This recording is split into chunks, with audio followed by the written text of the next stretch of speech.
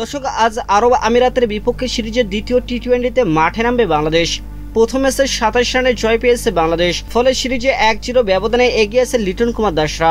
দর্শক, আরব আমিরাতের মতো অপেক্ষাকৃত কম শক্তিশালী দলের বিপক্ষে সিরিজ নিয়ে কিছুটা সমালোচনা থাকলেও প্রথম ম্যাচে হাড্ডাহাড্ডি লড়াই করে নিজেদের সক্ষমতা জানান দিয়েছে স্বাগতিক আরব আমিরাত। র্যাঙ্কিংয়ে 15তম স্থানে থাকা আরব আমিরাত প্রায় জয় ছিনিয়েই নিচ্ছিল 9 নম্বরে থাকা বাংলাদেশের কাছ থেকে। তাই তো আজ সিরিজ জয়ের লক্ষ্যে মাঠে নামবে টিম টাইগার্স। তাই তো স্বাভাবিকভাবে ভক্তদের মনে প্রশ্ন, আজকের ম্যাচে কেমন হবে টাইগারদের সেরা একাদশ। দর্শক, আজকের ম্যাচে বাংলাদেশের একাদশে একটি পরিবর্তন দেখা যেতে পারে। প্রথম ম্যাচে থাকা মোস্তাফিজুর রহমান আজকের ম্যাচে খেলছেন না, কারণ তিনি আইপিএল খেলতে চলে গেছেন। দর্শক, তার জায়গায় একাদশে ঢুকতে পারেন শরীফুল ইসলাম। আজকের ম্যাচে ওপেনিংয়ে দেখা যাবে তানজিদ হাসান তামিম ও সেঞ্চুরি করা পারভেজ হোসেন ইমনকে। 3 নম্বর ব্যাটিংয়ে আসবেন অধিনায়ক লিটন কুমার দাস। 4 নম্বরে থাকবেন তৌহিদ হৃদয়। 5 নম্বরে ব্যাটিংয়ে আসবেন জাকির আলী অনিক। দর্শক, 6 নম্বরে থাকবেন শামীম হোসেন পাটোয়ারি। 7 নম্বরে দেখা যাবে শেখ মাহাদি হাসানকে।